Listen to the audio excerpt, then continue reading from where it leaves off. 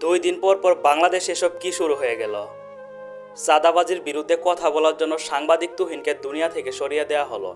এমনভাবে দুনিয়া থেকে সরিয়ে দিয়েছে, সেই ভিডিও ক্লিপটা দেখার পর আমি চোখের পানি ধরে রাখতে পারি নাই। বুক ফেটে কান্না চলে আসছে। আমি আপনাদের মাঝে কি বলবো বুঝতে পারতেছি না। এদেশে কি কোনো বিচার আচার নাই? একটা মানুষকে একটা সাংবাদিক নিউজ করার জন্য তার বিরুদ্ধে দাঁড়িয়ে এভাবে দুনিয়া থেকে সরিয়ে দেয়। এদেশে যদি বিচার থাকতো তাহলে এগুলা কাজ কখনো করতে পারতো না। সাংবাদিকের কাজ কি? সাংবাদিক তো অবশ্যই অন্যায়ের বিরুদ্ধে প্রতিবাদ করবে, অন্যায়কে তুলে ধরবে, এটাই স্বাভাবিক। অন্যায়কে মিডিয়ার সামনে তুলে ধরবে, এটাই স্বাভাবিক। কিন্তু সাংবাদিককে দুনিয়া থেকে সরিয়ে দেয়। এ থেকে কি বোঝা যাচ্ছে? সাংবাদিকের কোনো নিরাপত্তা নাই।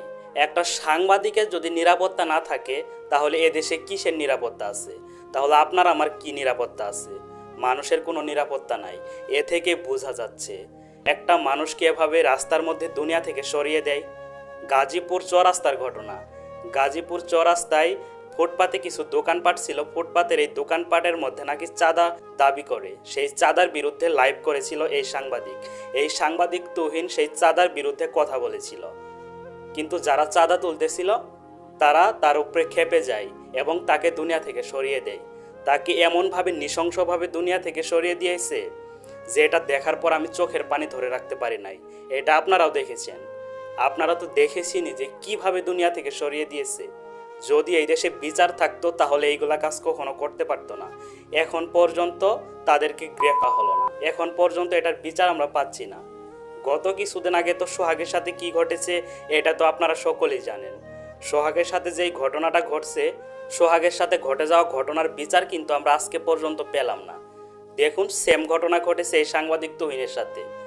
তাকে এমনভাবে মার্কেটের মধ্যে দুনিয়া থেকে সরিয়ে দিয়েছে। একটা মানুষ এগিয়ে আসে নাই, একটা মানুষ এগিয়ে আসার প্রয়োজন মনে করে নাই। কি বলবো বুঝতে পারতেছি না। এই বিষয়টা আপনি কিভাবে দেখতেছেন? যদি বাংলাদেশে বিচার থাকতো তাহলে কখনো এরকম কাজ করার সাহস পেত না। গত কিছুদিন আগে সোহাগের সাথে যে ঘটনাটা ঘটছে সেটার বিচার আজকে পর্যন্ত হলো না। যদি সেটার বিচার ভালোভাবে হতো তাহলে আজকে এই ঘটনাটা ঘটানোর সুযোগ পেত না, সাহস কখনো পেত না। আপনি একটাবার চিন্তা করে দেখেন তার ফ্যামিলির কি অবস্থা, এই সাংবাদিকের ফ্যামিলির কি অবস্থা। আজকে যে এই সাংবাদিক একমাত্র ইনকাম সোর্স ছিল তার ফ্যামিলির, আজকে তার ফ্যামিলির কি অবস্থা? তার ফ্যামিলির দায়িত্বটা কে নিবে? এই বিষয়টা আপনি একটু বিবেক দিয়ে ভেবে দেখুন।